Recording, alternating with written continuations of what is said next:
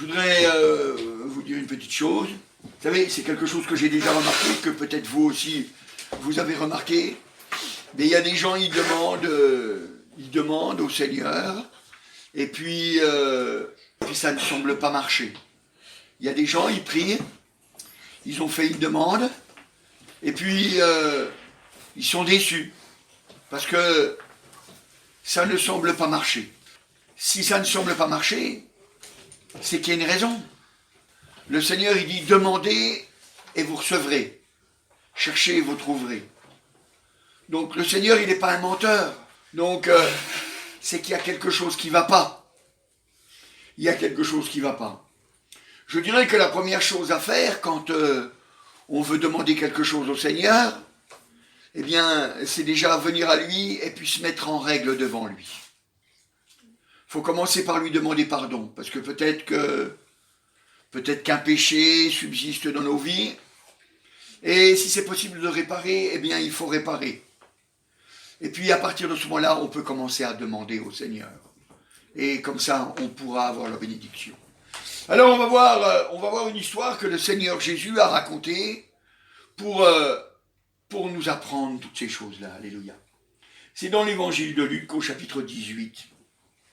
L'évangile de Luc, chapitre 18, et on pourrait lire depuis le verset 1 à 8.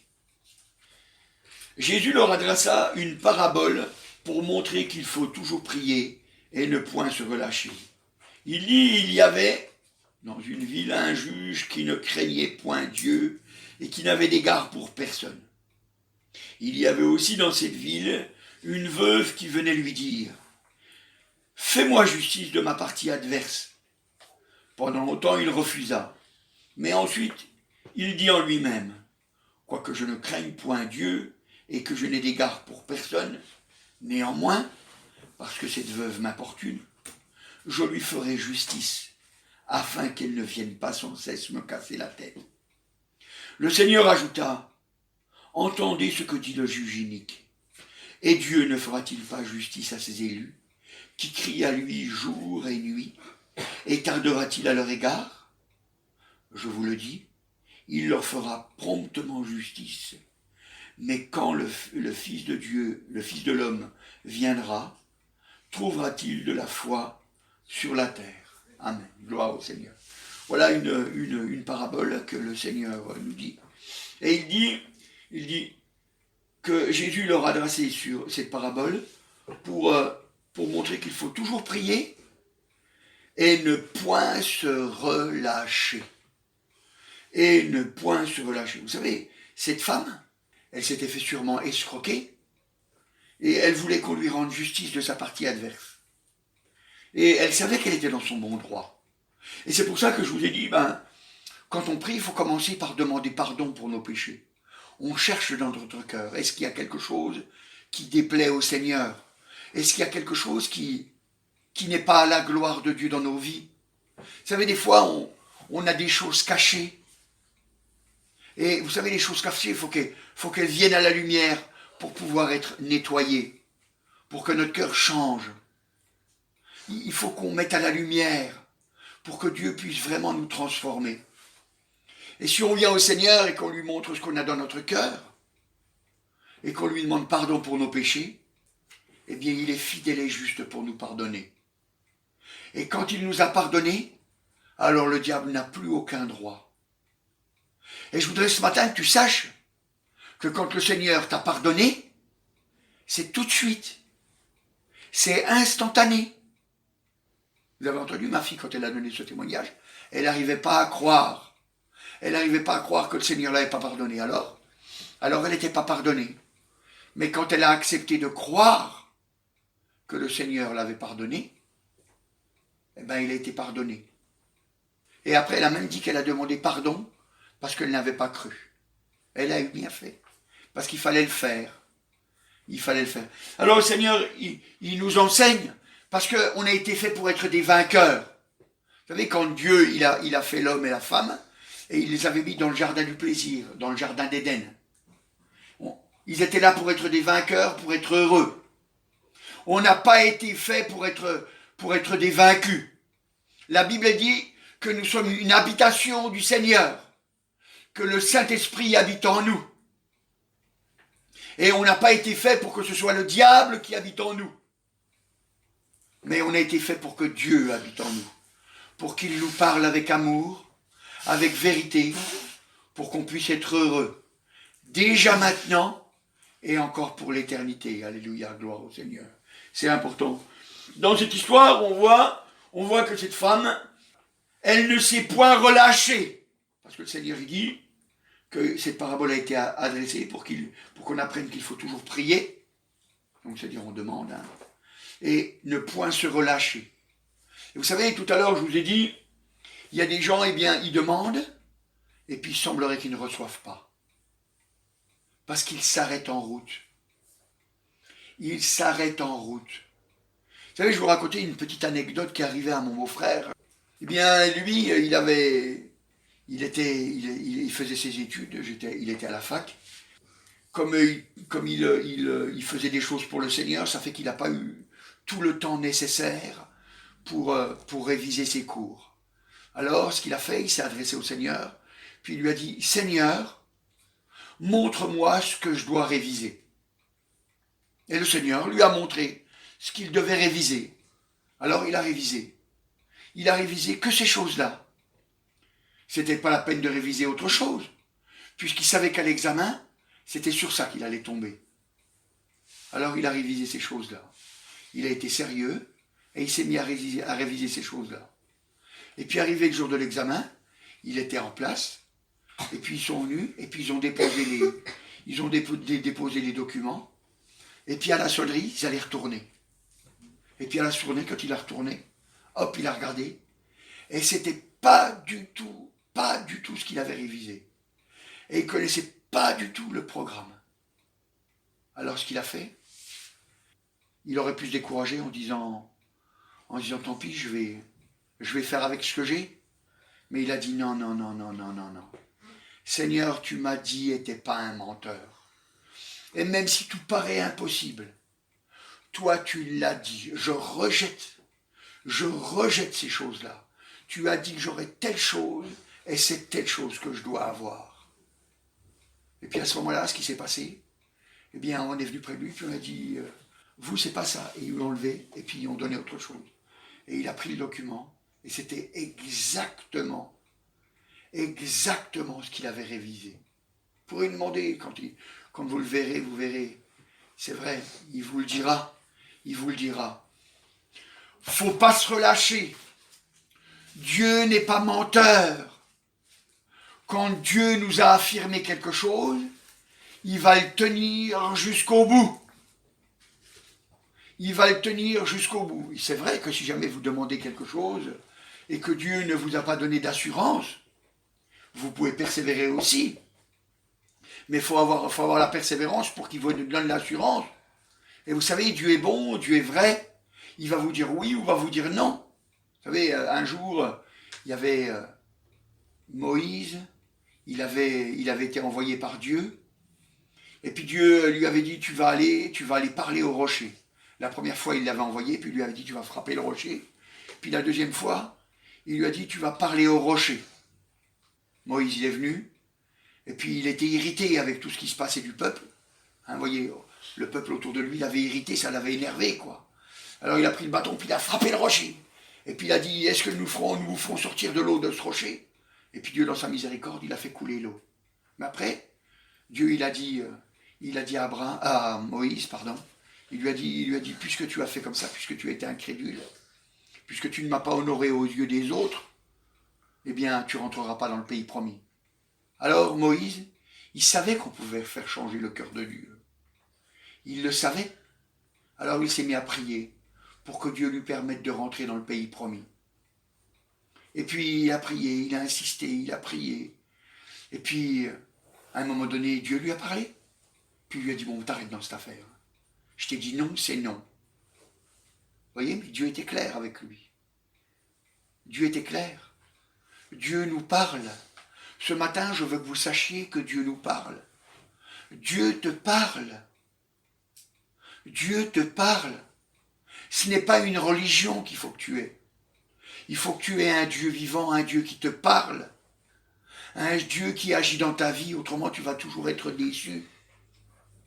Et c'est pour ça que le Seigneur Jésus veut qu'on soit persévérant. Il veut qu'on ne se relâche point. Il faut qu'on prie et qu'on vienne et qu'on ne lâche pas le morceau. Vous comprenez? Faut pas lâcher. Faut pas lâcher. Il va vous parler. Il va vous parler. Soit il vous dira oui, soit il vous dira non. Mais il vous dira quelque chose. Et là, vous le saurez. Et vous savez, quand Dieu nous parle, alors notre cœur est heureux. Notre cœur est heureux parce qu'on sait la volonté de Dieu et on peut réussir dans notre vie, alléluia. Et c'est pour ça que le Seigneur, il nous a raconté cette histoire, pour qu'on ne se relâche pas, pour qu'on ne se relâche pas. Vous savez, je vais vous dire quelque chose. Dieu, il parle à tout le monde, à la vérité. Même dans ce monde, il parle aux gens. Mais les gens, ils ne veulent pas écouter. Ils ne veulent pas entendre. Ils se bouchent les oreilles. Ils remplissent leur cœur de cochonneries. Qui fait que Dieu n'a pas de place. Dieu n'a pas de place. Et c'est pour ça que nous, on doit au contraire, on doit se séparer de ce monde. J'ai pas dit qu'on doit être comme les moines, vous savez, qu'on est enfermé dans quelque chose et on ne doit pas côtoyer le monde. Ah non, au contraire. Le Seigneur, il dit qu'une lumière, une lampe, on ne la cache pas sous le boisseau, on ne la met pas sous le lit, mais on la met en hauteur pour qu'elle éclaire tout le monde. Donc c'est pour ça qu'on doit être dans le monde. On doit être dans le monde, on doit vivre dans ce monde, mais pas pour ce monde. Pour que le monde voit la différence. Voit la différence. Et vous savez, le Seigneur Jésus, quand il a raconté cette petite histoire, alors il dit une chose qui est quand même assez extraordinaire. Parce que cette femme, vous voyez, elle a obtenu la victoire, parce qu'elle dit comme ça, au verset 5, il dit, néanmoins, c'est le juge unique qui parle, il dit, néanmoins, parce que cette veuve m'importune, je lui ferai justice, afin qu'elle ne vienne pas sans cesse me casser la tête. Le Seigneur ajouta, verset 6, entendez ce que dit le juge unique. Entendez ce que dit le juge unique. Il dit, parce qu'elle vient me casser la tête. Elle vient me casser la tête. Ça veut dire qu'il ne faut pas se lasser. Il ne faut pas se lasser. C'est nous qui avons la victoire. C'est nous qui avons la victoire. C'est le Seigneur. C'est lui-même qui nous a dit, demandez et vous recevrez. C'est lui qui nous l'a dit. C'est lui qui nous l'a dit. Et il insiste en nous racontant une petite histoire. Une allégorie, une parabole. Il nous raconte une petite histoire en disant il faut pas se relâcher. Il ne faut pas se relâcher. Ce matin, il ne faut pas que tu te relâches. La victoire est là. Vous savez, on raconte toujours cette histoire. En tout cas, moi, je la raconte. Je ne sais pas si tout le monde la raconte, mais moi, je la raconte. Je raconte cette histoire. Vous savez, c'était un fou qui était dans un asile de fous. Et puis, il voulait se sauver. Et puis comme c'était un fou qui se sauvait tout le temps, alors le directeur de l'asile, il a dit je veux faire quelque chose. Alors il a construit non seulement un mur autour de l'asile, mais il a construit 100 murs autour de l'asile. Et ils étaient séparés à chaque fois de 2-3 mètres. Quoi. Entre chaque mur, il y avait 2-3 mètres. Et puis le fou, il a commencé à vouloir se sauver, alors il a passé par-dessus un mur. Par-dessus 2 murs, par-dessus 3 murs, par-dessus 4 murs, par-dessus 10 murs, par-dessus 50 murs, par-dessus 60 murs, par-dessus 90 murs, par-dessus 91 murs, par-dessus 98 murs, par-dessus 99 murs. Puis il arrive au 99e, à la fin du 99e, il a dit « J'en ai marre, je retourne ». Et vous savez, des fois, on est pareil. La bénédiction, elle était là, juste devant nous. Il fallait persévérer. Il fallait aller jusqu'au bout.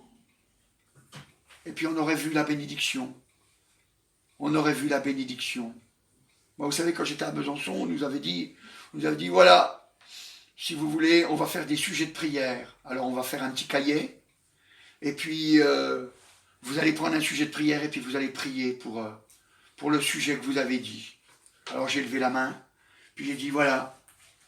Je voudrais prier pour Mario. pour que Mario y vienne à l'église. Et puis Mario, c'était mon chef au boulot. Et puis Mario, il m'avait dit, je veux pas de ton Dieu. Et puis tu vois, il y a la porte là. De l'autre côté de la porte, tu fais ce que tu veux. Ici, dans l'atelier, c'est moi qui commande. Il n'y a pas de Dieu ici. Et moi, j'avais prié, j'avais dit, voilà, comme sujet de prière, je veux que Mario vienne à l'église. Je me suis dit, s'il vient à l'église, il entendra l'évangile. Après, il se convertira ou il ne se convertira pas, c'est son choix. Mais en tout cas, je veux qu'il vienne à l'église. Parce que je sais que Dieu ne force pas les volontés. Mais je sais que Dieu peut faire venir. Pour X raison, il peut le faire venir. Alors je vais prier pour qu'il vienne. Et puis j'ai prié. Et puis tous les samedis matins, parce que c'était le samedi matin, alors je le priais, je le disais à voix haute. Et j'avais pris ça dans mon cœur parce que je me disais, si je prie pour mon sujet de prière à voix haute, eh bien ceux qui sont là, ils vont entendre que je prie toujours pour mon sujet de prière. Et dans mon cœur, je me suis dit, ça va les encourager. Ça va les encourager à tenir ferme pour leur sujet de prière. Et j'avais pris cette décision-là dans mon cœur. Et tous les samedis matins, eh bien, comme j'étais avec les gens qui avaient décidé de faire cette chose-là, eh bien, je priais, je disais, Seigneur, attire Mario à l'église, fais-le venir à l'église, qu'il vienne entendre l'évangile.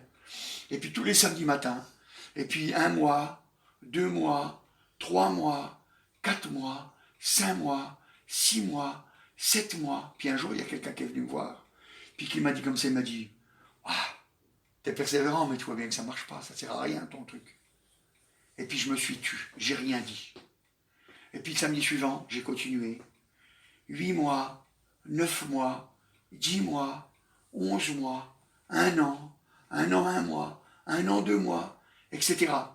Et puis au bout d'un moment donné, Mario il est venu. Mario il est venu. Il est venu écouter l'évangile. Il a été touché dans son cœur. Et puis il a donné son cœur au Seigneur, il est rentré dans les eaux du baptême. Alléluia. Vous savez, c'est par la persévérance qu'on gagne des victoires. Alléluia. Alors, il dit, c'est le Seigneur qui dit, il veut qu'on lui casse la tête. C'est-à-dire, il faut qu'on y aille sans arrêt, sans arrêt qu'on demande, sans arrêt, jusqu'à ce qu'il nous réponde. Alléluia. Et puis, il dit encore une chose, toujours dans l'évangile de Luc, dans Luc au chapitre 18 et au verset 8. Je vous le dis, il leur fera promptement justice, mais quand le Fils de l'homme viendra, trouvera-t-il la foi sur la terre? Alors, dans ce verset-là, il dit une chose qui est assez bizarre. Il dit, hein, il leur fera promptement justice. Il leur fera promptement justice. Et promptement, c'est composé de prompt et de ment. Hein, c'est pour le transformer en adverbe. Et prompt, vous pourrez regarder dans le dictionnaire, prompt, ça veut dire visible. Hein, le prompt, c'est visible.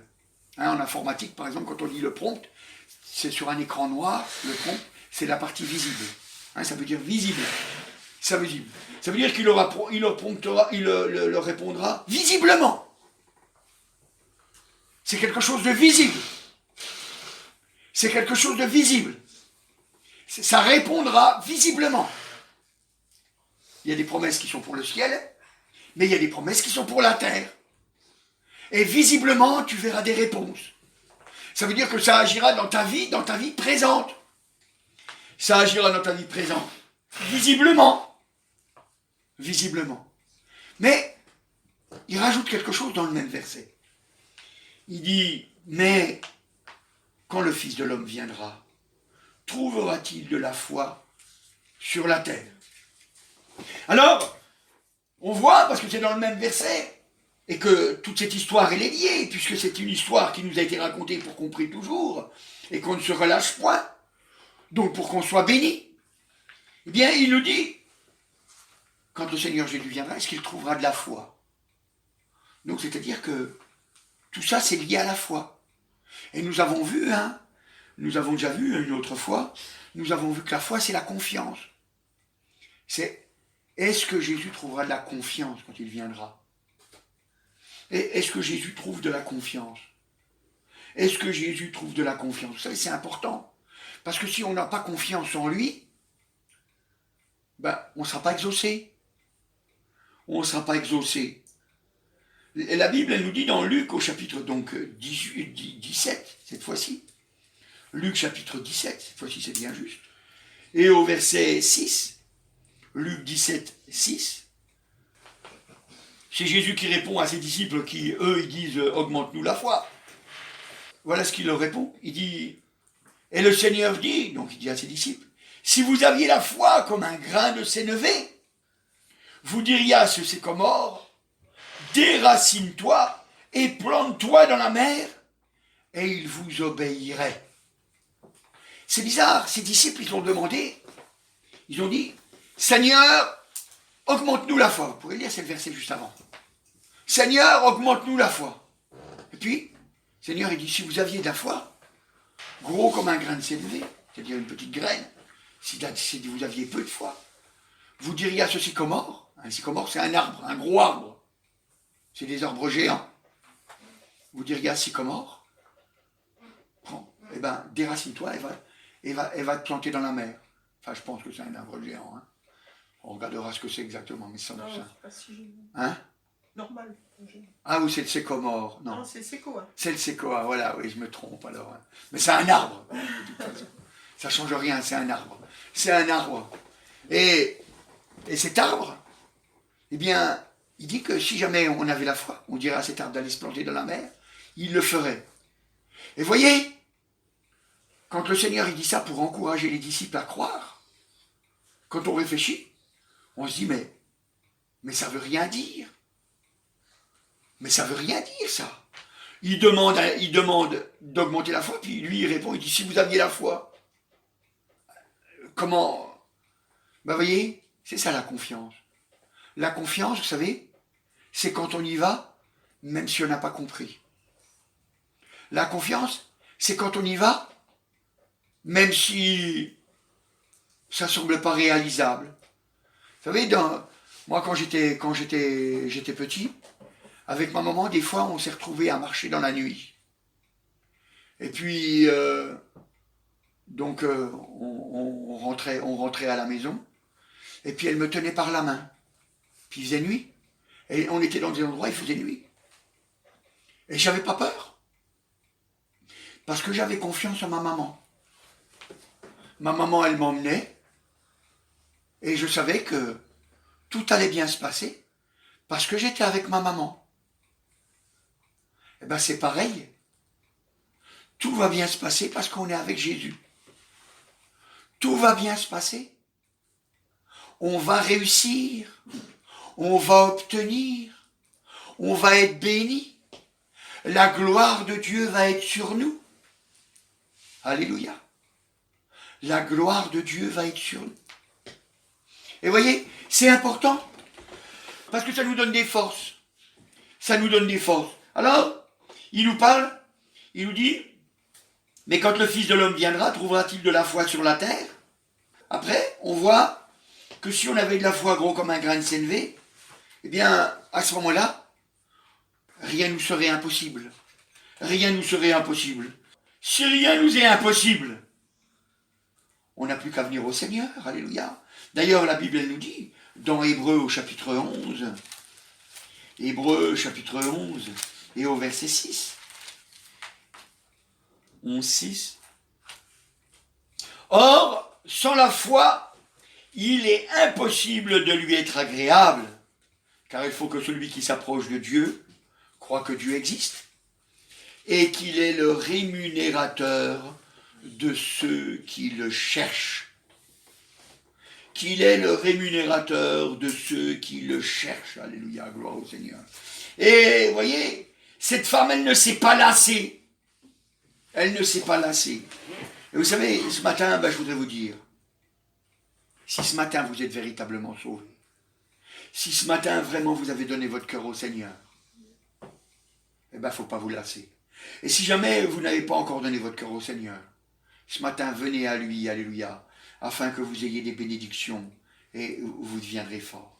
Alors, pour ceux qui ont donné leur cœur au Seigneur, vous savez, quand on a donné notre cœur au Seigneur, alors à ce moment-là, on ne peut plus se taire. Parce que quand on a donné notre cœur au Seigneur, on ne peut plus se taire. Parce qu'un chrétien, il ne peut pas se taire. Il il ne peut pas garder pour lui tout seul ce qu'il a reçu du Seigneur. Il faut qu'il parle. Il faut qu'il parle. On a vu que sans la foi, on ne peut pas lui être agréable. Alors nous, on a la foi que Dieu nous donne ce qu'il désire. Il nous donne ce qu'il désire. La Bible, elle dit, ce que Dieu veut, c'est que tous les hommes soient sauvés. Alors, nous, on a le même désir. On a le même désir. On a le désir que tous les hommes soient sauvés.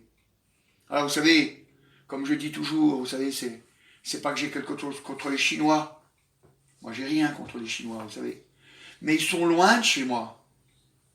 Mais par contre, j'ai un père, une mère, un frère, une sœur, un cousin, une cousine, un ami, un copain, un voisin, quelqu'un avec qui j'ai les bonnes relations. Eh bien, je peux prier pour lui. Je peux prier pour elle. Là, j'ai des forces. Pour le Chinois qui est à l'autre bout de la terre, je ne le connais pas, je ne le côtoie pas. S'il vient ici, je le connaîtrai. Je pourrais prier pour lui. Mais c'est loin. Vous savez, les prières, Seigneur, sauve le monde entier. C'est joli, mais ça n'a pas beaucoup d'effet. Mais si jamais tu prends la décision, tu dis, ah, je vais amener mon père, je vais amener ma mère, je vais amener mon frère, je vais amener ma soeur, je vais amener mon cousin, je vais amener mon voisin, je vais amener même mon ennemi à entendre la parole de Dieu.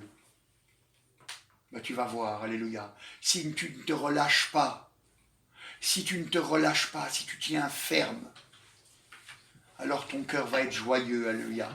Parce que tu vas voir qu'il va venir. Il va venir, tu vas le gagner, alléluia. Il va venir et il va entendre la parole de Dieu. Il va venir, alléluia. Parce que vous savez, je vais vous dire la vérité, si j'annonce l'évangile, c'est parce que je crois au ciel et à l'enfer. Et si je ne croyais pas au ciel et à l'enfer, ben je n'annoncerais même pas l'évangile. Vous ne seriez sûrement pas là. Mais c'est parce que je crois au ciel et à l'enfer et je ne peux pas les laisser aller en enfer. Vous savez, moi, le jour où j'ai appris qu'il y avait un ciel et un enfer et que ma famille elle allait aller dedans, eh ben, moi, je voulais pas, j'ai pas voulu. Hein. J'ai dit, il faut que je donne mon cœur au Seigneur. Il faut que je donne mon cœur au Seigneur. Et j'ai donné mon cœur au Seigneur. Parce que c'était la seule façon de leur montrer qu'il y avait de l'intérêt de marcher avec Dieu. La seule façon de me voir persévérant pour qu'ils viennent. Vous savez, quand on est chrétien, on doit être persévérant. On doit être persévérant. Imaginez-vous voir quelqu'un qui rentre dans un club, je sais pas moi, dans un club de foot, ou dans un club de rugby, ou dans un club de, je sais pas moi, de basket, ou dans un club de je ne sais pas quoi d'autre, comme vous imaginez. Il rentre dans le club, il vient, il paye même son droit d'entrée. Et puis, il va une fois, 2 fois, 3 fois, puis après, il y va un peu moins, il y retourne, après il y va pas, après il y retourne, après il y va pas, après il y va pas, après il y va pas. Et puis, ben, il regarde les matchs à la télé, puis on lui dit, t'aimes bien ça? Il dit, ouais, j'aime bien ça. Puis on lui dit, mais t'aimes bien ça pourquoi? Puis il dit, bah, je fais partie d'un club, je suis footballeur, je suis rugbyman, ou je suis basketman, ou je sais pas quoi, basketteur. Hein? Voilà. Et puis s'il ne va pas, est-ce que vous le croyez? Est-ce que vous le croyez? Vous ne pouvez pas le croire. Vous ne pouvez pas le croire. Maintenant, si jamais je vous dis je suis chrétien, et puis que je ne vis pas ma foi, est-ce que vous pouvez me croire? Non? Le monde est perdu et on le laisserait se perdre. Le monde est perdu et on ne chercherait pas à l'attirer. On ne chercherait pas à changer pour les amener au ciel. Notre père, notre mère, notre frère, notre sœur, on serait indifférents. On les laisserait souffrir pour l'éternité. Est-ce que c'est ça être chrétien? Moi je ne crois pas. Moi je crois que le chrétien, il pleure pour sa famille. Il pleure pour ses amis. Il pleure pour qu'ils viennent. il pleure pour qu'il soit sauvé, qu'il vienne entendre l'évangile. Et on persévère jusqu'à les gagner, jusqu'à la fin. Vous savez, hein, mon beau-papa, hein, le père de ma femme, il disait toujours, j'en ai rien à faire de tout ça. Ça ne m'intéresse pas. Il disait, moi, je les connais, moi j'ai été à la messe et tout, j'ai vu qu'est-ce que c'est. C'est vrai, hein, il disait ça. Et puis on a persévéré. On a appris des chants. Moi, vous savez, je parlais même pas espagnol. Et on a appris des chants. Alors j'ai appris des chants en espagnol. J'ai appris quelques mots en espagnol pour pouvoir parler un peu, pour être un petit encouragement. Je me suis dit, peut-être que ça encouragera. Et puis, on y a parlé, on a chanté des chants. Et à la fin de sa vie, il a donné son cœur au Seigneur. Alléluia. Parce qu'on a persévéré, qu'on a tenu ferme. Parce qu'on a persévéré, qu'on a tenu ferme. Et à chaque fois qu'on descendait en Espagne, à chaque fois on a chanté des chants chrétiens. À chaque fois. Et à chaque fois j'ai pris des positions. Devant tout le monde. Devant tout le monde. J'ai tapé dans mes mains, j'ai dit, Ramos aquí, on prie ici. Devant tout le monde. Et je l'ai dit en espagnol, pour qu'ils sachent bien de quoi je parlais. Et puis hop, j'ai prié, j'ai prononcé le nom du Seigneur. Alléluia. J'ai pris des positions. Et vous savez, ma famille a fait pareil. Alléluia, gloire à Dieu. Et c'est comme ça qu'on l'a gagné. Vous savez, je veux le retrouver dans la gloire. Alléluia. Gloire au Seigneur. Vous savez, c'est important. C'est important. On doit persévérer. Le chrétien, c'est quelqu'un qui persévère. C'est quelqu'un qui ne se lasse pas de venir au Seigneur. Quand on veut que les âmes soient sauvées, il ne faut pas se lasser. Faut pas se lasser. Vous savez, dans l'évangile de Jean, au chapitre 9, évangile de Jean, au chapitre 9, regardez voir, c'est un homme qui était aveugle de naissance. Un homme qui était aveugle de naissance. Et il faisait la mendicité. Puis les disciples, ils ne comprenaient pas pourquoi cet homme il était aveugle. Et puis le Seigneur, vous savez, il leur a dit, c'est pour que ma gloire paraisse. Alors pour faire paraître la gloire du Seigneur, alors il lui a donné un ordre. Dans l'évangile de Jean, chapitre 9, voilà. Alors il lui a donné un ordre. Alors au verset 6 et 7, après avoir dit cela, donc après avoir dit qu'il était la lumière du monde, etc., tout ce que le Seigneur a dit, vous pourrez le lire. Donc après avoir dit cela, il cracha à terre, il fit de la boue avec sa salive, puis il appliqua cette boue sur les yeux de l'aveugle, et il lui dit, va et lave-toi au réservoir de Siloé, nom qui signifie envoyé.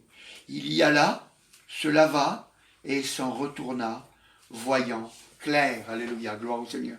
Alors cet homme, vous voyez, il a eu plusieurs qualités. La première qualité, c'est qu'il a accepté. Il a accepté qu'on lui mette quelque chose sur les yeux. Il ne savait pas quoi. Il ne savait pas quoi. C'était du crachat mélangé avec de la terre qui était mis sur ses yeux. Et puis il a accepté l'ordre que Jésus lui a donné. Il lui a dit, va te laver au réservoir de Siloé. Il n'y a pas marqué, va te laver au réservoir de Siloé et tu seras guéri. Il n'y a pas marqué ça. Il lui appliqua la boue sur les yeux et il lui dit, va et lave-toi au réservoir de Siloé. Il lui a pas dit autre chose. Donc ça veut dire qu'il a eu foi, il a eu confiance. On lui avait mis quelque chose sur les yeux, il ne savait pas c'était quoi. Il s'est peut-être douté, je ne sais pas. Mais ce n'est pas important. Ce qui est important, c'est qu'il y a allé. Il y a allé. Il a persévéré. Et il s'est lavé. Peut-être qu'il y avait d'autres endroits pour se laver plus propre. Peut-être que même des gens en route lui ont proposé de l'eau. Mais non, lui, il y a allé. Il a persévéré jusqu'au bout. Jusqu'au bout. Il a été au réservoir du Siloé. Et puis il a été se laver là. Et puis il a pu voir. Et puis il a pu voir. il a cru, il a obéi. C'est ça la foi, vous savez. C'est ça la foi. Si tu confesses de ta bouche le Seigneur, alors tu seras sauvé. Faut confesser. C'est pour ça que je vous encourage à venir annoncer l'évangile. C'est pour ça que je vous dis de venir faire du porte-à-porte. Parce que vous annoncez. Vous annoncez. Je sais qu'en allant faire du porte-à-porte, c'est pas facile. Vous allez peut-être tomber sur des gens que vous connaissez. Et puis si vous les connaissez pas, ils vont sûrement vous reconnaître dans la rue. C'est lui là, c'est elle là. Vous allez peut-être assimiler à d'autres, on va dire « Ah, c'est un témoin de Jéhovah », alors qu'on ne l'est pas. Peut-être qu'on va dire « C'est une secte ». Peu importe ce que les gens y disent. Peu importe. Si on veut réussir, faut aller jusqu'au bout. On s'est engagé d'une bonne conscience. On est rentré dans les eaux du baptême et on a dit « Seigneur, je vais faire ta volonté. Je vais t'obéir. » Alors on laisse pas le monde se perdre. On laisse pas le monde se perdre. Et voyez, le Seigneur, c'est pour ça qu'il a raconté cette histoire, pour qu'elle nous parvienne jusqu'à nous. Parce que la Bible dit que tout ce qui a été écrit, ça a été écrit pour nous, qui sommes parvenus à la fin des temps. Ça nous a été écrit, ça a été écrit pour nous, pour qu'on se rappelle, eh bien, qu'il faut être fidèle jusqu'au bout. Alléluia. Jusqu'au bout. Et dans l'Ancienne Alliance, dans Deutéronome au chapitre 32, Deutéronome chapitre 32 et au verset 4, il est marqué, donc, car je proclamerai le nom de l'Éternel, rendez gloire à notre Dieu, il est le rocher, d'accord, notre Dieu est le rocher, ses œuvres sont parfaites, car toutes ses voies sont justes. Dieu est un Dieu fidèle et sans iniquité. Il est juste et droit. Alléluia, gloire. C'est un Dieu fidèle. C'est un Dieu fidèle. Alléluia. Il est fidèle. Ça veut dire que si on prie pour notre famille, eh bien il est fidèle pour leur parler. Vous savez, quand Abraham, il a prié pour Lot, alors la Bible dit que à cause d'Abraham, eh bien, Dieu, il a pris par les anges, il a pris Lot et il l'a fait sortir de la ville. Il l'a fait sortir de la ville. La Bible dit c'est à cause d'Abraham, parce qu'Abraham a prié. Vous voyez? Il l'a sorti du désastre. Dieu veut sortir notre père, notre mère, notre frère, notre soeur, notre oncle, notre tante, et même notre ennemi. Et même notre ennemi. Vous savez? C'est un Dieu fidèle. Un Dieu fidèle. Alléluia, gloire au Seigneur.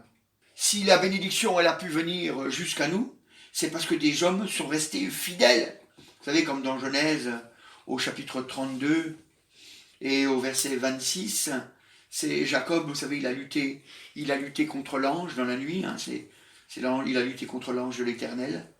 Et au verset 26, c'est Jacob qui dit à l'ange, quand l'ange lui dit, laisse-moi aller, car l'aurore se lève. Et Jacob répondit, je ne te laisserai point aller, que tu ne m'aies béni. Il a dit, tant que je ne suis pas béni, je ne te lâche pas. C'est ça qu'il a dit au Seigneur. Tant que tu ne m'as pas béni, je ne te laisse pas aller. Et la bénédiction, elle est venue sur lui. Et il a été appelé Israël. C'est celui qui combat avec Dieu. C'est pas contre Dieu, c'est avec. C'est celui qui combat avec Dieu et qui est vainqueur. Il combat avec. Vous voyez? Il combat avec Dieu. Alléluia. C'est bien de travailler dans l'œuvre du Seigneur. Amen. Alléluia. Il y a des âmes à sauver. Il y a des âmes à sauver. Alléluia. Gloire au Seigneur. La Bible dit encore dans Luc, évangile de Luc, au chapitre 21 et au verset 19, il est marqué, par votre persévérance, vous sauverez vos âmes. Par votre persévérance. Par votre persévérance. Seigneur, il dit, voilà, vous serez haïs de tous, hein, c'est ce qu'il a écrit avant, tout ça, etc. Il dit, mais par votre persévérance, vous sauverez vos âmes. C'est faut tenir bon, faut pas lâcher. Faut pas lâcher. La bénédiction est à portée de main. La bénédiction est à portée de main. C'est vrai que des fois on prie et puis aussitôt Dieu répond. C'est vrai même que des fois on est en train de prier et qu'on n'a pas fini notre prière que Dieu a déjà répondu. Mais généralement, Dieu veut qu'on persévère parce qu'il veut voir si c'est vrai. Si on le veut vraiment. Vous voyez? Moi je me souviens quand on était à Sarrebourg, mes enfants, les trois premiers, ils m'avaient dit, papa, on pourrait aller visiter une ferme. Et puis, parce qu'à l'école, ils en avaient entendu parler, ou je sais pas quoi. Ils m'avaient dit, papa, on pourrait aller visiter une ferme. J'avais dit, bah écoutez, mes enfants, on va aller visiter une ferme. Je vous dis pas quand, mais on va aller visiter une ferme. Et puis, vous savez ce qu'ils ont fait, mes enfants? Marianne, Pierre-Louis et Émilie, à tour de rôle, des fois tous ensemble, mais à tour de rôle, ben, ils venaient et puis ils disaient, papa, c'est quand qu'on va voir la ferme? Des fois, même plusieurs fois dans la journée. Ils disaient, papa, c'est quand qu'on va aller voir la ferme? Je disais, bientôt, bientôt. Papa, c'est quand qu'on va aller voir la ferme?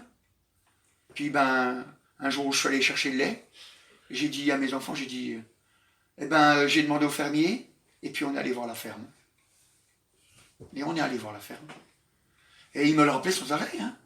Je ne pouvais pas oublier. Ben, vous savez, il ne faut pas se lâcher. Faut pas se relâcher. Il faut y aller sans arrêt, sans arrêt, sans arrêt, sans arrêt, sans arrêt. Et c'est comme ça qu'on est béni, alléluia. C'est comme ça qu'on est béni, alléluia. Vous savez, la Bible elle nous dit dans Romains, au chapitre 2, Romains 2, 7, il dit, il réserve, alors le il c'est Dieu, il réserve la vie éternelle à ceux qui par la persévérance à bien faire cherchent l'honneur, la gloire et l'immortalité. Alléluia, gloire au Seigneur. Il dit, il réserve la vie éternelle à ceux qui par la persévérance à bien faire. Hein? Il persévère à bien faire. On veut bien faire, c'est pour ça. Vous savez, quand on s'approche du Seigneur Jésus, plus on s'approche du Seigneur Jésus, plus on a envie de marcher avec Dieu. Moins on s'approche du Seigneur Jésus, moins on a envie de marcher avec Dieu. Vous savez, des fois, moi je vois, moi je vous dis, hein, moi je peux parler que pour moi. Hein. Moi des fois je m'aperçois, j'aime bien l'informatique. Je m'aperçois que des fois, je suis trop pris par l'informatique. Alors quand je m'aperçois que je suis trop pris à l'informatique, ben je lui dis au Seigneur, je lui dis, Seigneur, délivre-moi de l'informatique. Délivre-moi de l'informatique. Faut que tu m'enlèves, Seigneur, même, tu me l'enlèves même tout entier s'il faut, Seigneur. Si tu vois que ça me fait du mal, enlève-le moi même tout entier. Parce que j'ai envie de marcher avec toi. Et le Seigneur est bon. Le Seigneur est bon.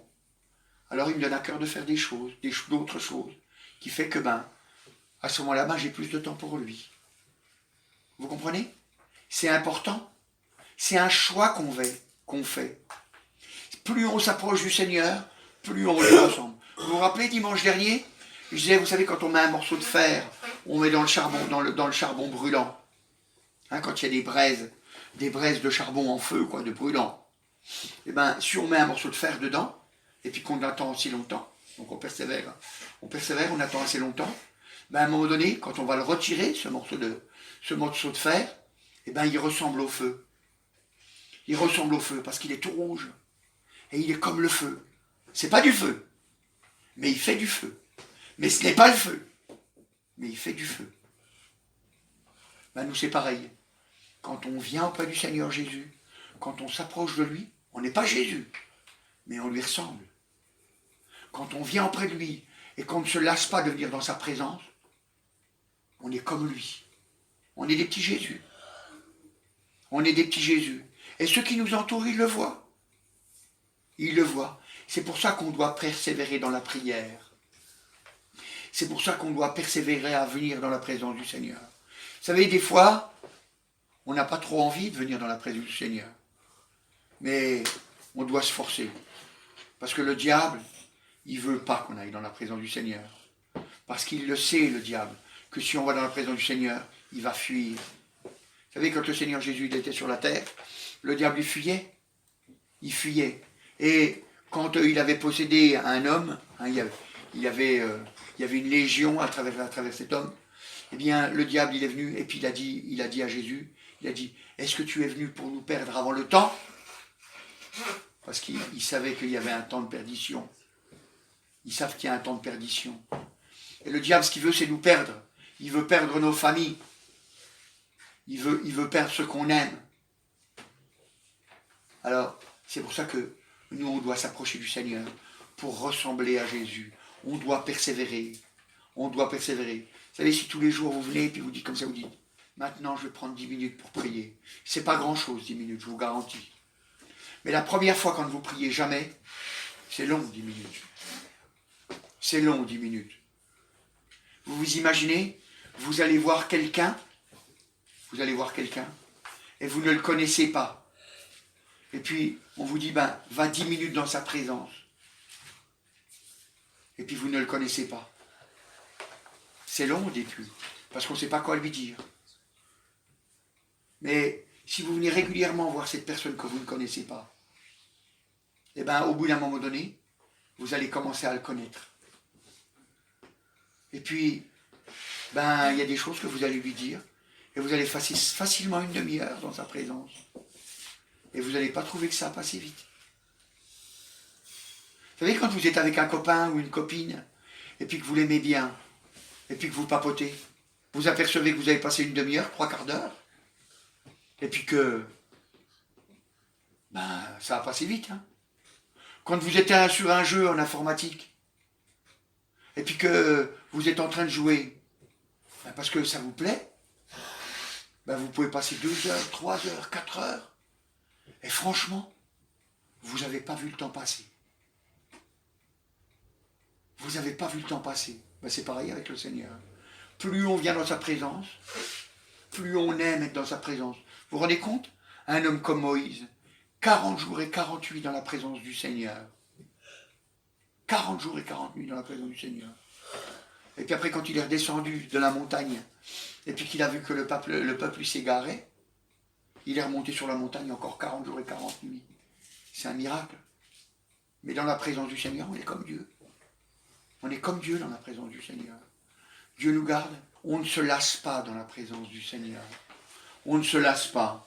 Et c'est pour ça que ce matin, je vous dis, si le Seigneur, il nous a donné cette parabole, alléluia, c'est pour qu'on ne se lasse pas.